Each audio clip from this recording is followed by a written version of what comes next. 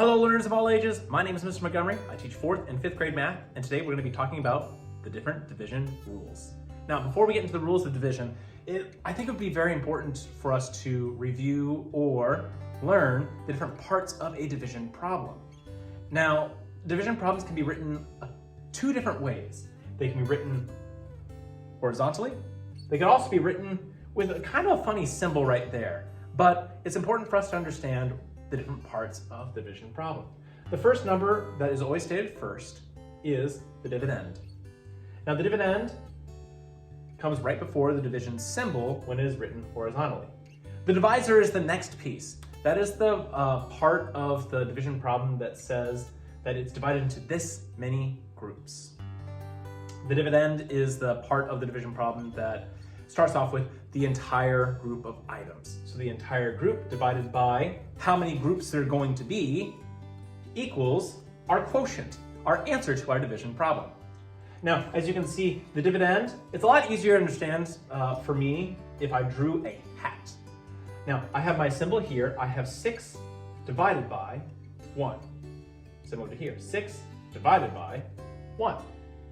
Now, the reason I have a hat here is because the 6 here, the dividend, is inside or inside the house or inside the hat.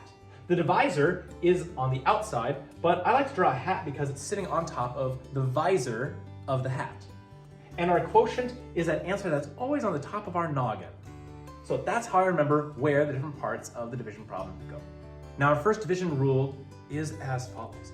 When the divisor is 1, the quotient is going to be the same as the dividend. So again, I'm going to point to another one. When the divisor is 1, the quotient is going to be the same as the dividend. I wrote it out in 2 separate ways. The second rule states, when the divisor, right here, and the dividend are the same non-zero number, the quotient is always 1. Again, when the divisor and the dividend are the same non-zero number, the quotient is 1. The next division rule states, when the dividend is 0, the quotient is 0. Again, when the dividend is 0, the quotient is 0. The last division rule states that a divisor can never be 0. Again, the divisor can never be 0. It's not possible to solve.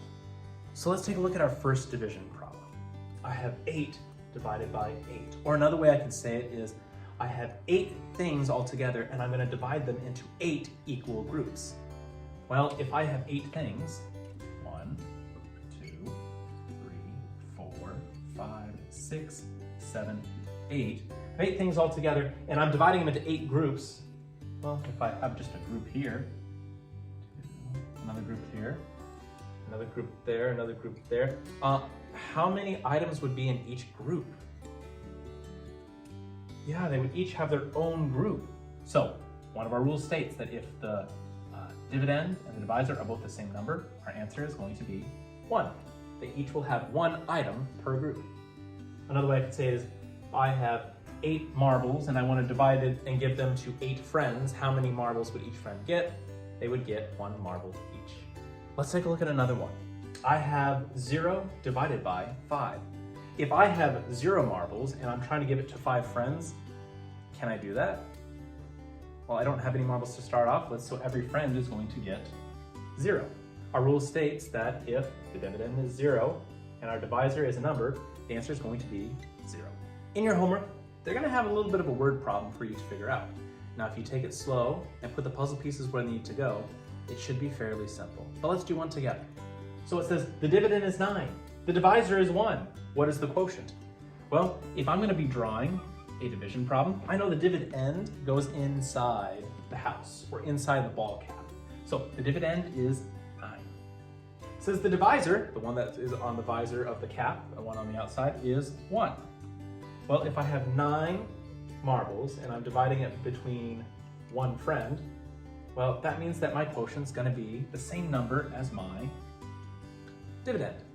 All right, my 4th grade friends, if we take a look at page 91 in our workbook for our practice problems, we're going to be doing practice problem number 2, practice number problem 4, and practice problem number 8. For 2 and 4, it says divide to find the quotient. If you need to use the division rules that are listed above on your page, you're more than welcome to do that. For number 8, it's very similar to how we went through the steps and processes of solving the previous problem. Again, if you have any questions, feel free to ask them when you come to class tomorrow.